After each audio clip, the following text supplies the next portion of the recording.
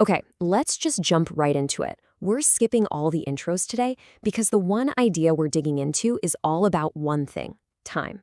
And more specifically, why being a YouTuber isn't this free, creative dream job you might think it is, but actually a brutal, time-based profession.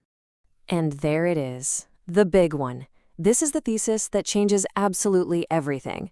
A YouTuber is not a video creator. A YouTuber has a time job.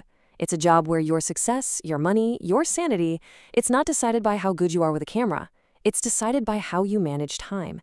And if you don't get this, you can't survive. So what's the big disconnect? Well, most creators think they're in the business of making amazing videos. But the truth is, they're in the business of managing time. And until you make that switch in your head, you're playing a game that you are mathematically designed to lose. So let's put a formal definition on this. A time job, or jikanshoku, as you see here, is a job where success comes down to how you strategically invest, manage, and, sacrifice your time across a bunch of timelines that are always fighting each other. It's not about being the best editor, it's about being the best time strategist. Now, here's where it gets really fascinating. The whole system is kind of rigged. The tension, the stress of this time job, it comes from 4 completely separate timelines. And the thing is, they don't sync up, they don't play nice, and because of that asymmetry, the creator is always the one who loses. So, layer 1, production time. This one's the most obvious, right? It's all the hours you pour into planning, filming, editing. Let's just say, for example, you spend a solid 10 hours on one single video. That's your direct time investment. Okay, next up, viewer time. And this is where the asymmetry just smacks you in the face. After your 10 hours of grinding, the average viewer, they might give you, 3, maybe 5 minutes of their day? The difference between what you put in and what they consume is it's massive. Then there's the platform itself, algorithm time. This is the cold, impartial window. We're talking maybe 24 to 72 hours, where the system decides if your video lives or dies. The algorithm doesn't care about your 10 hours of sweat. It only cares about how the video performs in that tiny fixed window. And finally, the most important, and honestly, the most expensive one, lifetime. This is the time you steal from your sleep, from your health, from learning something new, from your family. It's gone forever. Every single hour you spend making that video is an hour you can never, ever get back. So you see what's happening here? When creators don't understand these 4 warring timelines, they fall into these really predictable, career-ending traps. This isn't about being bad at YouTube, it's about fundamentally misunderstanding the job itself. And this, right here, is basically the roadmap to burning out.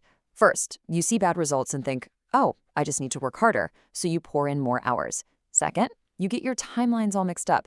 You judge a long-term video by its first day views, or you spend 20 hours editing a news video that's going to be irrelevant by tomorrow. And finally, you sacrifice your lifetime, just feeding the machine until there's nothing left of you. Now you might think, okay, this is a problem for new creators. But the data, it suggests that this is the default experience. This is what's happening to the vast majority of people trying to make it. I mean, just look at this. It's kind of shocking. An estimated 98% of YouTubers are what we call unaware creators. They're stuck in this time trap and don't even know it. That leaves a tiny 2% who are strategic creators, the ones who are actively and consciously managing their relationship with time.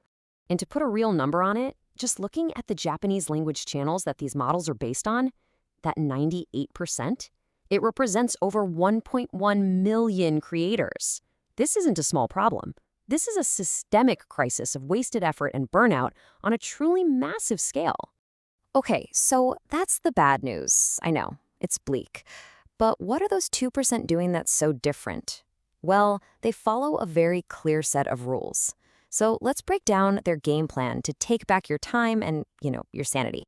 Rule number 1, you have to fix your time axis. The biggest problem is that most channels are trying to do everything all at once. They want viral views today, more subscribers this month, and to rank in search a year from now. When you do that, it's impossible to know what's actually working. So the way you fix it is with pure discipline. First, you pick one main goal. Is it short-term buzz or long-term traffic? Then you classify every single video idea. Is this a type A disposable video, a type B you'll reevaluate, or a type C long-term asset? And finally, you lock in your time with a ratio, like 2 to 3 to 5. This forces you to be strategic. And here is how you make it smart. Every video type gets its own success metric and its own specific what to do if it fails plan. So if a short-term video has a bad click-through rate, you only change the thumbnail. You don't waste time re-editing. If a long-term video isn't getting search views after 6 months, you don't just tweak it, you pivot and kill that topic altogether. All right, rule number 2. This one goes straight for the jugular of the biggest time sink: production. The problem is, editing gives you diminishing returns. That extra 10 hours of polishing, it might only make the video 1% better. You end up doing infinite work for almost no gain. So the solution is brutally simple. You cap your time. You set a hard limit for each video. News video, 2 hours. Explainer, 6 hours. That's it. You start a timer, and when it goes off, you stop. You post the video. Yes, even if it feels unfinished. Done is way better than perfect. And what this does is it completely changes your key metric. You stop asking, is this video good? Because that's subjective, right? Instead, you start asking, what's the RPH, the replays per hour? This is pure objective math. How many views did I earn for every single hour I invested? And the final rule is maybe the most important one for actually surviving this job. You have to secure your lifetime first. You know how they say work expands to fill the time available? Well, it's true. And if you don't protect your personal time, production will swallow it whole. The way you implement this is by flipping how you schedule your week upside down. Out of the 168 hours we all get, you block off your non-negotiables first. Sleep, personal time, family time. That gets put in the calendar before a single minute of work. Whatever's left over, that's your budget for YouTube. And you guard it fiercely. If you feel exhausted for 2 weeks straight, you immediately cut your posting schedule in half. No excuses. So, what happens when you actually put all this together? When you fix your axis, cap your production, and secure your life? What does that look like down the road? Well, it creates a clear path, not just to a bigger channel, but to genuine freedom. The journey starts to have clear phases. The first 6 months are all about testing, posting a lot to see what sticks. The next year or so is the build phase, where you focus on those long-term assets to create a strong foundation. And then comes the payoff. After about 18 months, you can actually start posting less, but your views stay steady or even keep growing because you've built a library of content that works for you.